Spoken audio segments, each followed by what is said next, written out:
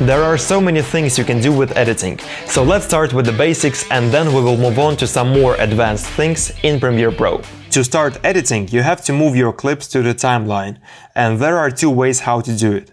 So let me show you the first way. Let's go to Clips folder in the project window, and let's just drag and drop any clip to the timeline.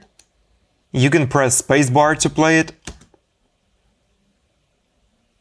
or just move the playhead to scrub through the clip. And the second way is to double click on a clip, and it's gonna be opened in the preview window. And here we can see a clip of a girl walking straight and making a 360 turn. Let's suppose that we don't want to have the entire clip on the timeline. Instead, we just need a little part of the clip right before she starts making a turn, and a little bit after she makes the turn. So I need to create in and out points to select the exact moment that I need. I'm just gonna move the playhead to the moment right before the girl starts making a turn. So about here. And then I'm gonna click on this icon here, Mark In. Then I'm gonna move the playhead to the moment where she starts walking straight again. And I'm gonna click on the second icon, Mark Out. You can also create in and out points with shortcuts. So let me reset the selection. I'm just gonna right click and I'm gonna click on Clear In and Out. And instead of clicking on these icons here, you can just find the right moments and press I on your keyboard to mark in, and then press O on your keyboard to mark out. Now you can see that we have a selection right here, and if I drag the clip to the timeline, you can see that we have a clip of the girl making a turn without too much walking before that.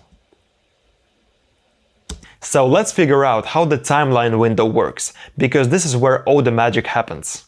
So now I have two clips on my timeline, and right below you can see a scroll bar. I can move it to the right or to the left. I can also zoom out or into my timeline just by dragging this point right here. We have video and audio tracks on the timeline. It also says here V1, V2, V3, which stands for video, and right below it says A1, A2, A3, A4, and so on, which stands for audio. For example, this clip right here, clip 2, has both video and audio tracks. Now I can make any of the tracks bigger or smaller. For example, if I want to make video track number 1 bigger, I just need to place my mouse between video track number 1 and 2. I need to place my mouse on this line here and just drag it up or down. Or I can just double click on this space right here. And I can do the same with audio tracks. Let me just choose a clip that has some sound. I'm just gonna double click on it. Then I'm gonna click this icon here to see audio waves. And I'm gonna create in and out point to make a selection. Then I'm gonna go back to video preview by clicking on this icon here.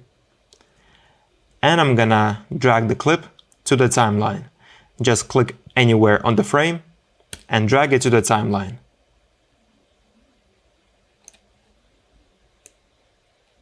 Now, because the clip has sound, I can see audio waves here. So let me just make the audio track bigger by dragging the line. And you can see audio waves clearly now. Also, I can move video and audio separately from the preview window. So let me delete the last clip. I'm just gonna select it and press delete on my keyboard. Now, if I only want to have video from the selected clip on my timeline, I have this little icon here that says drag video only. So if I click on it and drag it to the timeline, you can see that only video is moved. So there is no audio on the audio track like before. And if I want to have audio only, we have this little icon here, the second icon, that says drag audio only. So I'm gonna click on it and drag it to the timeline. So now you can see that we've added audio track on our timeline. So basically, editing is moving video and audio files around. And of course, I can do it here in the timeline window. So let's add one more clip to the timeline. But before, I'm gonna select these files and I'm gonna delete them. Then I'm gonna go to project window, select this clip, make a selection, and move both video and audio to the timeline by dragging the entire frame to the timeline. So now I have 3 clips on the timeline. Here's the first clip, the second clip, and the third one. I can move any clip to the right or to the left. I can move them all together if I just select them all like that. And now I can move them all. I can change the order of them. So for example, I can select the very last clip with feet and make it the very first one. So I'm just going to select it and move it to the left.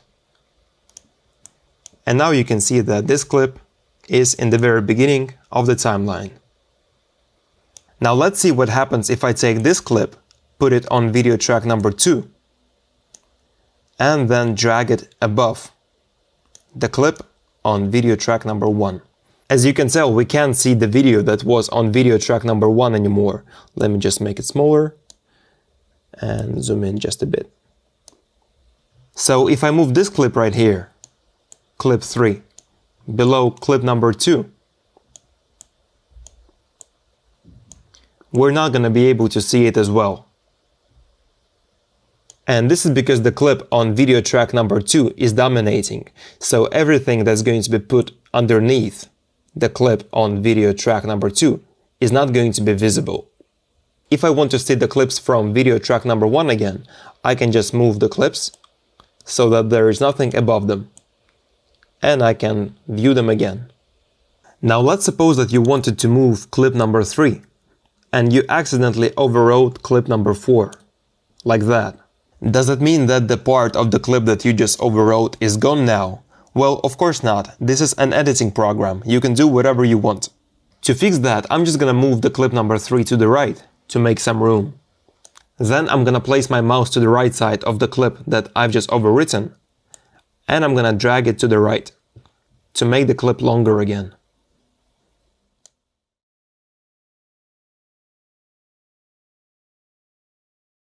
So not only in the preview window you can choose what part of the video you need, but you can also make your clips longer or shorter in the timeline window. So for example, if I decide that I don't want the clip number 2 to be so long, I can just trim it from the right side and make it shorter, or I can trim it from the left side, just like that.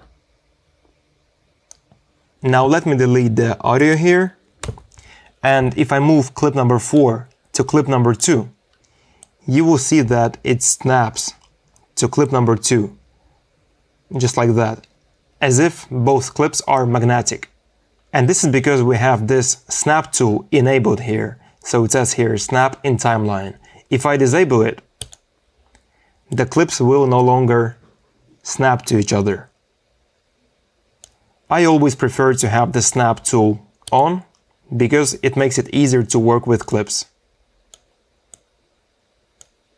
Now let's add some more clips to the timeline, but first I'm gonna select all of the clips and move them to the very beginning of the timeline. Then I'm gonna go to project window and just add some more clips here.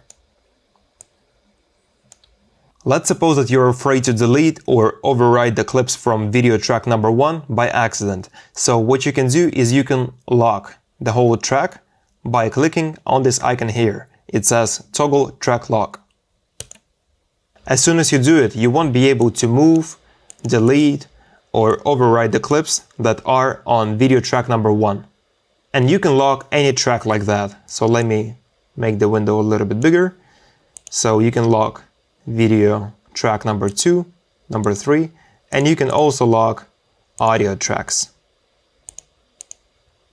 And the last thing I want to show you in this section is how to disable a track. So right now you can see that we have 2 clips on video track number 2, which means that we can't see the clips that are on video track number 1. If I do want to see the clips that are on video track number 1, I need to disable video track number 2. And I can do it by clicking on this icon here, this eye icon. It says toggle track output. And now the video track number 2 is disabled. So these 2 clips are still there, but we just can't see them. If you want to enable the track, just click on this eye icon again. So now you know how to do the basic editing in Premiere Pro. You can move your clips to the timeline, you can trim them the way you need, and you can also change their order to create some kind of a story. And now you're ready to move on to some more advanced techniques.